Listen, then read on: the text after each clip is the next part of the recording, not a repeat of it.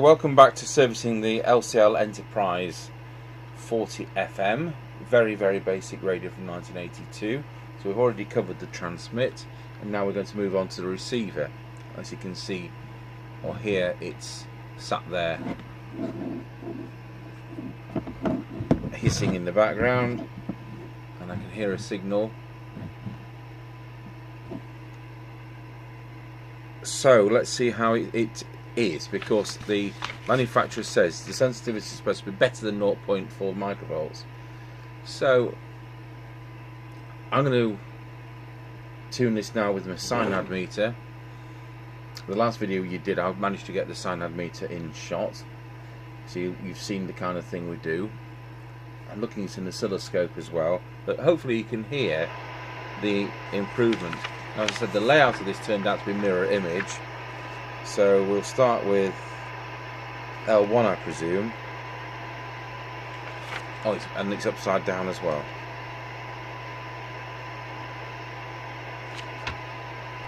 So L1 it is.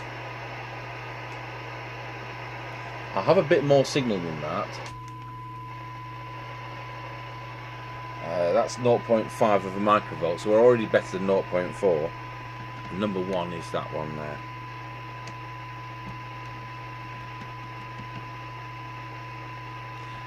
And then over to number two. I keep having to remember this is mirror image.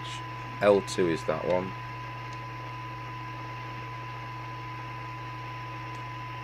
And then L3. And L3 is the one at the back. That feels like it could break if I'm not careful.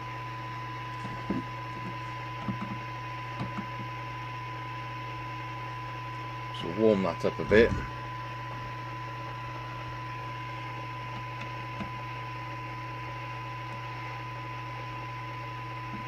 There we go. L4.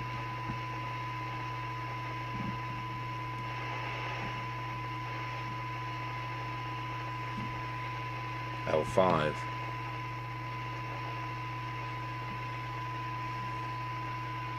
Now I'm going to go through those several times off camera, and at the moment we're hearing, let's see what's the best I can hear, about 0.3 of a microvolt. Whilst I'm on camera, I will just do the detector, and the detector on this radio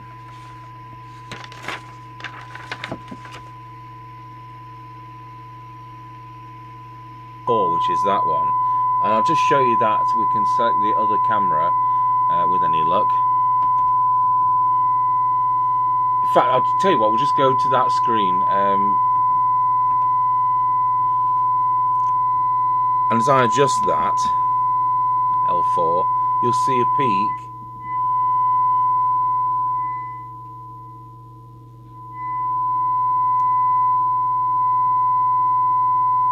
on the AF voltmeter.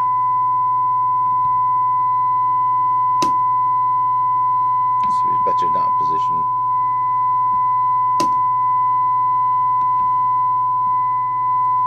Then we've put the distortion meter in now. So look at an oscilloscope as well, which is just above me. It's a matter of it not being a horrible shape waveform, and it also being peak and with the minimum distortion. So between the AF voltmeter and the distortion setting, bit finicky to set this one, but it's done, and it is L4. I thought earlier it was going to be L5, so I'm making a note of that.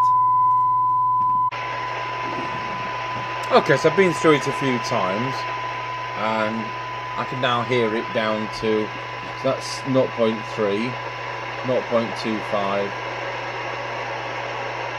just over 0.2. So certainly better than the 0.4 that the manufacturer was suggesting. Now on this kind of radio, there is no squelch preset. So we have to hope that the way they have the squelch set up is sensible.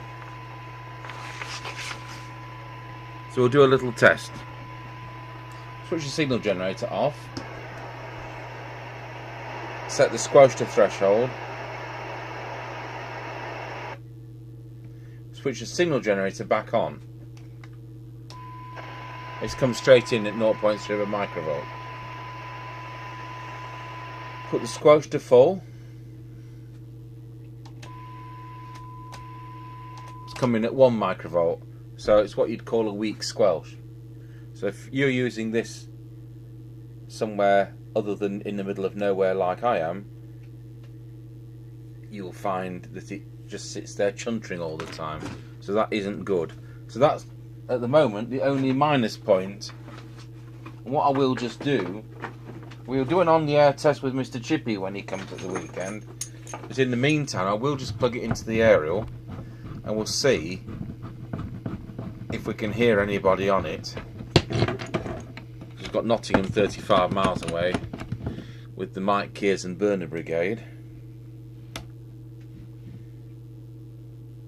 So I'll set the squelch up on channel 20, which is there.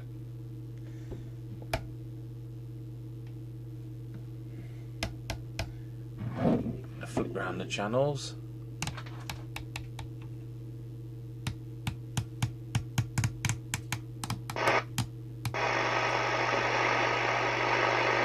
Something out there on 35. 21. Just turn the squelch down.